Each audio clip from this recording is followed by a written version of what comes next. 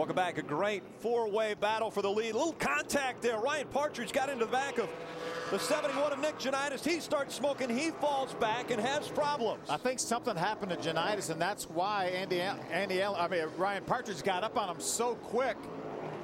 Looks like Janitis up on the outside of the racetrack, wasn't able to get off the racetrack. You can get off the racetrack in turn number 1, right before turn 1.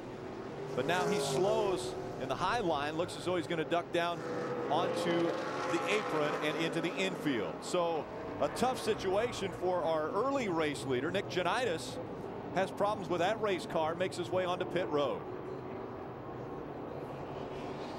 That gives the lead to the 11 of Ryan Partridge. Watch this now. When they drive down into turn number 3, it looked like Ryan Partridge was just going to run into the back of him, but something happened right there to the 71 of Nick Janitis. Looks like an engine problem. A little smoke coming out of that race car. And right by goes Ryan Partridge, and we see Nick Janitis about to climb out of his race car. You know what a heartbreak this is. He talked about how important this race was. Great battle for second. Alex Haas in the 66 gets by the 22 of Allen. Andy Allen fights back on the bottom, though. Haas on the outside in the 66, Allen on the inside in the 22. Jim Trado, what's going on with the 66 team?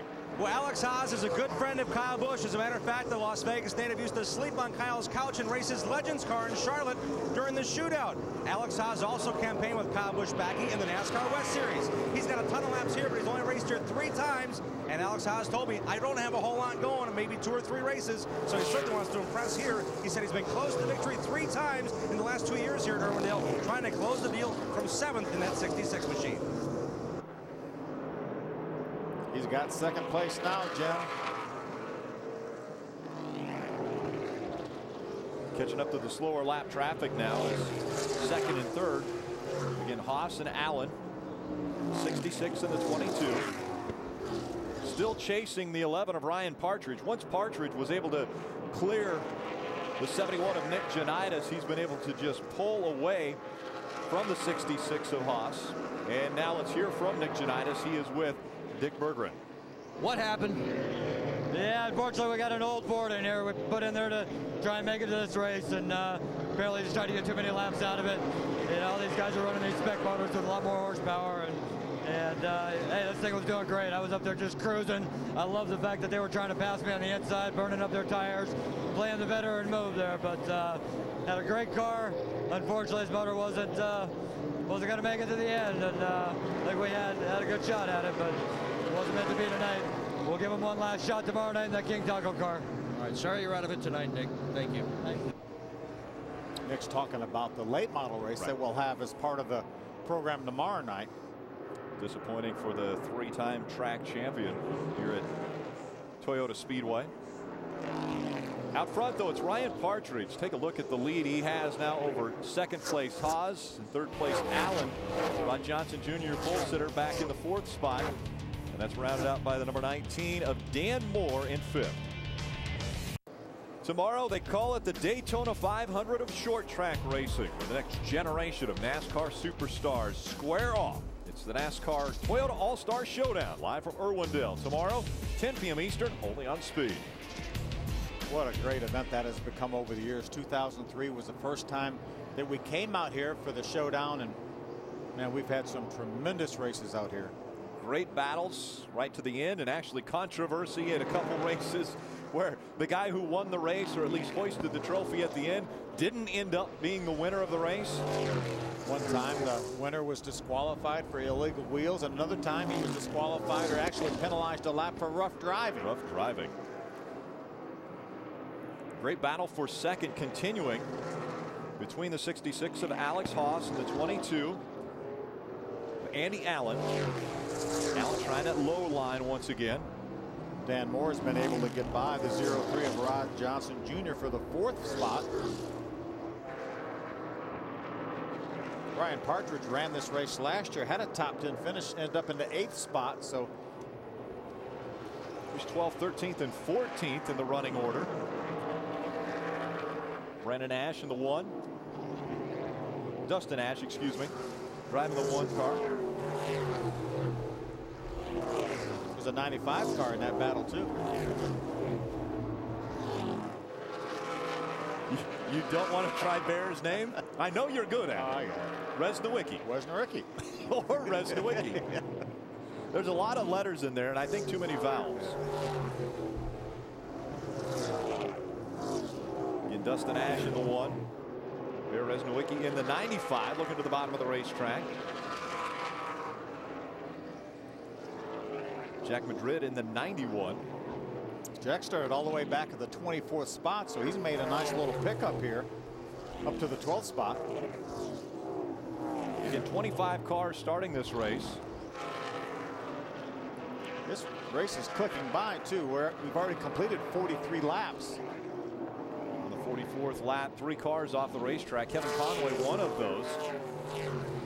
Cassie Janis and Nick Janitis, the other 2 that are no longer competing on the track. See Bear Resnowicki still trying to make his way around the 9 of Scott Dodd. Looking to the bottom also, that 43 of Dennis Furton. 3 wide now. Oh, contact. He's driving like a bear out there. Yes, yes he is. See the damage to the right front fender on Bear's car, the 95 car.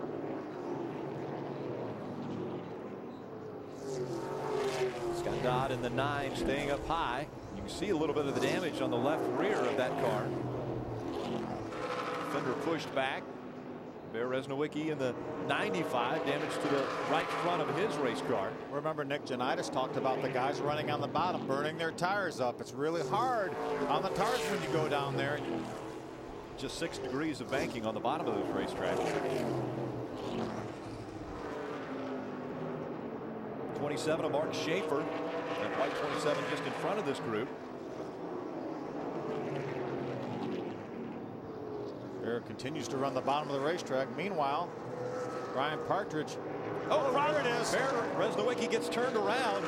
The 27 caught up in this, Mark Schaefer. And that will bring out our second caution. Looks like also spinning to avoid contact was Dennis Furton in the 43. A lot of damage to these cars. It's a little too much contact for Bear Resnowicki as he gets the right side damaged on that race car, and you see the left side of Mark Schaefer pulled back like a can opener. Left front fender. Take another look at what happened. See, there's Bear, the 95 on the inside.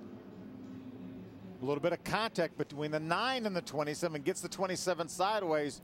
Bear really an innocent victim. Scott Dodd in that number 9 got the 27 turned around. So Schaefer had nowhere to go. Bear had nowhere to go. There's another look. There's the contact, the initial contact. You saw that 43 of Dennis Furton spinning to avoid incident.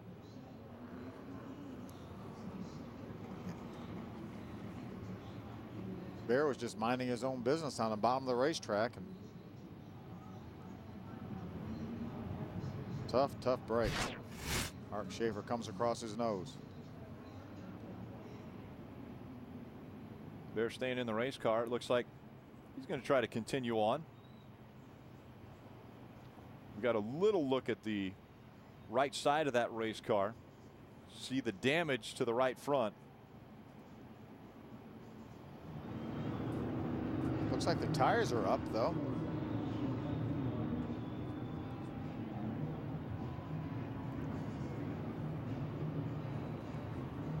Two-thirds of the way done with this one. 50 of the 75 laps complete. Starting to stage the cars for the K&N Pro Series Open race, which is a quick sprint to determine the final 6 positions for tomorrow's showdown. A little steam coming out of the race car there. Not the driver who's losing its temper. Ryan Partridge out in front. Alex Haas still running second. Eddie Allen rounds out the top 3.